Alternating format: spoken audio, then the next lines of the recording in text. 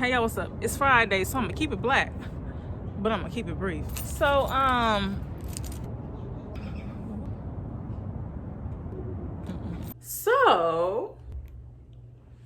it's the holiday season and COVID is still out here making a scene. And because you people refuse to wear masks and refuse to stay at home, you're out here making a scene with it. There's rumors of another lockdown coming when Biden gets in office. But the only thing that I've heard Joe talking about is 100 days from wearing masks. Well, see, Mr. Biden, I live in Atlanta where you're supposed to wear masks everywhere, but somehow our numbers keep rising because y'all be out here like this.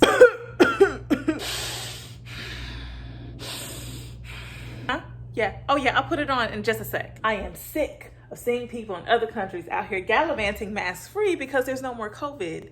It's embarrassing. We need a lockdown and a vaccine. A vaccine? Who? Me?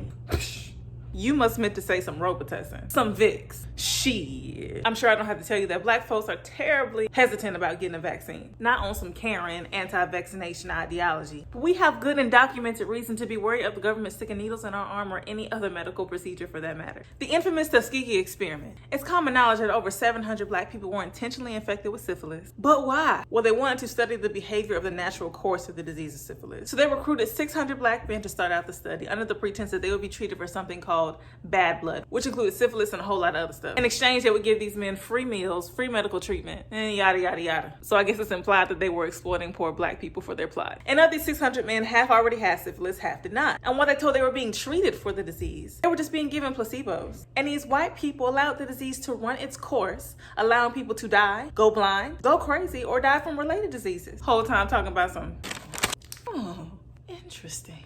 I guess I'm not helping convince folks to go get vaccinated, huh? Just don't be in the first batch. Anyway, even after penicillin was identified as a cure, they refused to treat these black people. In some instances, just gave people the disease to see if penicillin could prevent it. The study went on for 40 years. Guess what else the government did to us? The North Carolina Eugenics Board. And from 1933 to 1964, this eugenics board threatened to take poor women of color off government assistance programs if they did not agree to sterilization during or after completely unrelated medical operations. 64% of these women were black. The case of Elaine Riddick became one of the most foremost. Forced sterilization and hysterectomies without black women's knowledge at all had also been happening for near 100 years. I don't think you understand. Black women were leaving the house with whole uteruses and coming back home without uteruses and having no idea they were gone. It's happened to black women in prison and some of these immigration detention centers. Guess what else the government did to us? Some actual Hitler shit. Americans have been experimenting on black bodies from jump with some racist line of thinking that we experience less physical pain than the average Joe. I'm talking performing surgery and slipshod medical operation without anesthesia. New York City just took down a statue of J. Marion Sims, a man lauded for all his work with gynecology when he did the work initially on enslaved women without putting them to sleep, messing with their tubes and whatnot, because certain gynecological conditions were preventing black women from doing work on the plantation, so he wanted to fix it to make sure we could get back in the fields. Boy, will any other country take me at this point, because being American can be so disappointing sometimes. Anyway, we're gonna need some of y'all to take one for the team before we get this vaccination. Meanwhile, stay at home.